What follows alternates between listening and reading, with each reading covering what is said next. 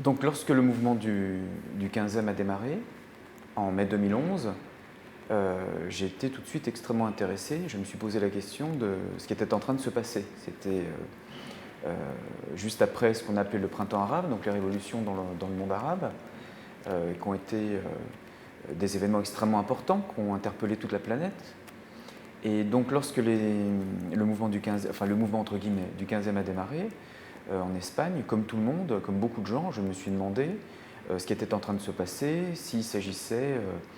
d'une révolution, d'une nouvelle forme de révolution, et peut-être la première révolution du XXIe siècle dans les sociétés occidentales.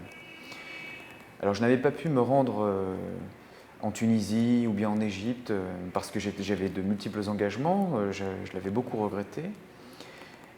Et donc lorsque les événements du 15e ont démarré, j'ai ressenti vraiment la nécessité de venir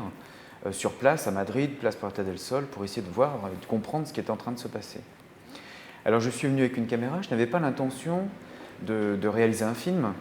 hein, je n'avais pas du tout monté une production, etc. J'avais la nécessité de venir sur les lieux avec une caméra, de commencer peut-être à faire quelques images pour essayer de garder une mémoire, en tous les cas de garder une forme de document de ce qui était en train de se passer, en me disant ensuite que si j'avais des matériaux intéressants, j'essaierais peut-être de faire un film. Mais l'idée de faire un film n'était pas l'idée principale en venant place Puerta del Sol. Ce qui m'intéressait, c'était vraiment d'être là, de comprendre ce qui était en train de se passer. Donc je suis venu, très vite j'ai essayé de comprendre, de voir, de saisir, de sentir un peu ce qui était en train de se passer, et j'ai été extrêmement frappé, surpris et enthousiasmé par ce que j'étais en train de voir. C'est la première fois que je voyais un mouvement de cette ampleur-là, un mouvement dans lequel des individus de plusieurs classes sociales, que ce soit des classes très prolétaires jusqu'à la moyenne bourgeoisie, pour le dire vite, se retrouvaient ensemble comme ça sur une place pour prendre la parole, pour s'exprimer. Ce qui m'a semblé extrêmement fort, c'est ça, c'est-à-dire comment des individus provenant de classes différentes, de générations extrêmement différentes, mais qui étaient mus comme ça par un point commun qui était le fait d'avoir été maintenus dans le silence pendant des générations et des générations. Pour des anciennes générations, c'était des personnes qui avaient été maintenues dans le silence sous le franquisme, puis et puis ensuite, bien après, donc dans le post-franquisme. Pour les nouvelles générations, c'est des personnes qui, dans les sociétés libérales, ne pouvaient non plus s'exprimer. Donc le point commun, c'était que c'était évidemment des personnes qui n'avaient pas accès au réseau, à des médias, etc. Et donc ces personnes qui tout d'un coup ne se retrouvent pas représentées décident de prendre la parole, et pour prendre la parole, d'occuper une place. Et là, il s'est passé quelque chose d'extrêmement magnifique, d'assez unique et je pense d'historique, c'est-à-dire des personnes prennent la parole et en prenant la parole, essayent de donner corps à un ressenti, à un vécu, donc font appel à des expériences personnelles et dans le même temps redéfinissent des vieux concepts qui sont à la base de nos sociétés, c'est-à-dire ces concepts de démos, de logos, voire même de révolution. Voilà. Donc il y a quelque chose comme ça qui m'a semblé extrêmement important, qui était en train de se passer. Ce qui me semblait aussi extrêmement important, c'était la notion de processus. Très vite, je me suis rendu compte qu'il était faux de lire les événements du 15e à l'aune de certaines catégories qui pouvaient être, que l'on pouvait considérer comme étant admises. Le 15e, ce n'est pas un mouvement révolutionnaire qui reposerait sur un concept révolutionnaire tel qu'on l'entendait auparavant, c'est-à-dire la révolution comme grand soir, la révolution qui va très vite, en l'espace d'un mois ou 2 mois, faire chuter le gouvernement et on va remplacer le gouvernement en place par un gouvernement révolutionnaire. Non, c'est pas ça. C'est bien plus profond que ça, pour moi, c'est quelque chose de bien plus puissant et important, c'est la notion de révolution comme processus. Donc quelque chose qui s'inscrit dans le temps. Le mouvement révolutionnaire, ce processus comme ça de questionnement, de redéfinition des êtres et des choses, des catégories, etc., et ce de façon quasi permanente. Donc c'est quelque chose qui s'inscrit dans le temps, qui renvoie très très loin, qui renvoie évidemment à des événements qui ont pu se produire dans l'histoire et qui renvoient aussi très très loin dans l'avenir d'une certaine façon. Donc c'est vraiment un processus révolutionnaire au sens propre du terme et en ce sens-là extrêmement nouveau, voilà, extrêmement important.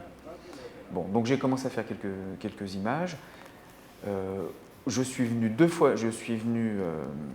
n'avais pas l'occasion de venir extrêmement souvent, hein, donc j'ai pas pu rester 1 mois, puis après, bon. Donc je suis venu lors du 15e 2 fois une semaine, et puis après je suis revenu une nouvelle fois en 2012 pour l'anniversaire du 15e, et puis 2-3 jours en juillet 2012 et 2-3 jours en septembre 2012. Donc des temps de tournage, de présence et de tournage extrêmement courts, parce que je n'avais pas les moyens, parce que j'avais d'autres engagements en France, je n'avais pas la possibilité de rester plus longtemps. Pour autant, j'ai essayé de travailler, de filmer des choses comme ça au plus près, au plus juste, et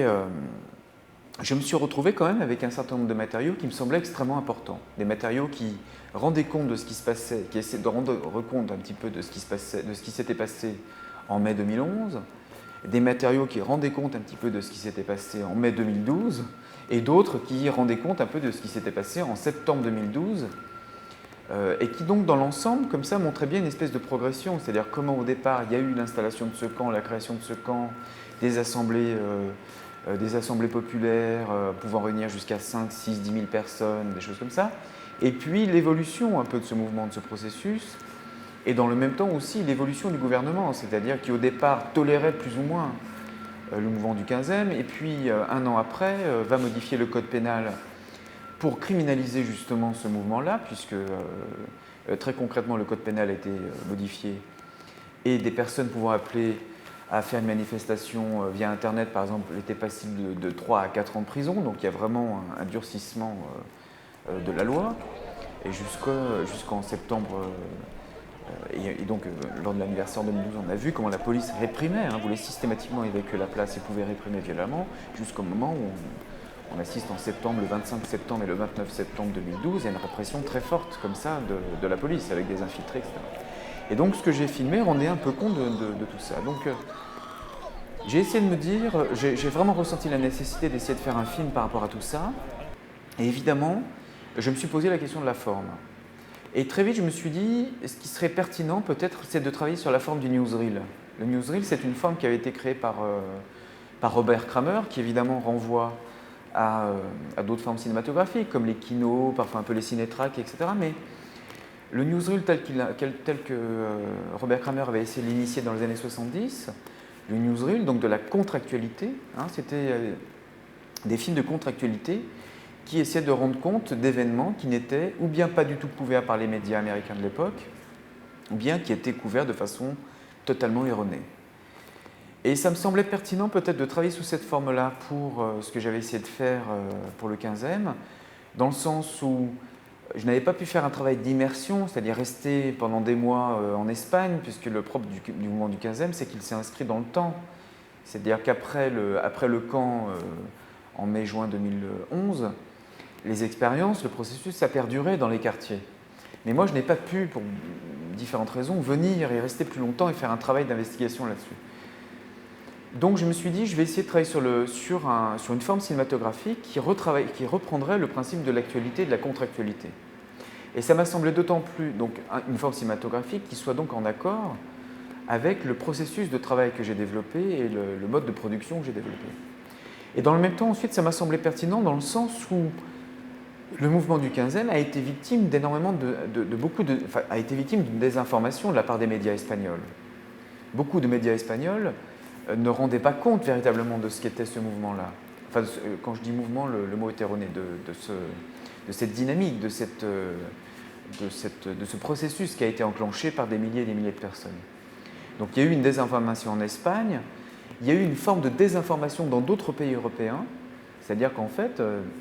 ce à quoi on assistait, ce que j'ai remarqué, c'est qu'en fait,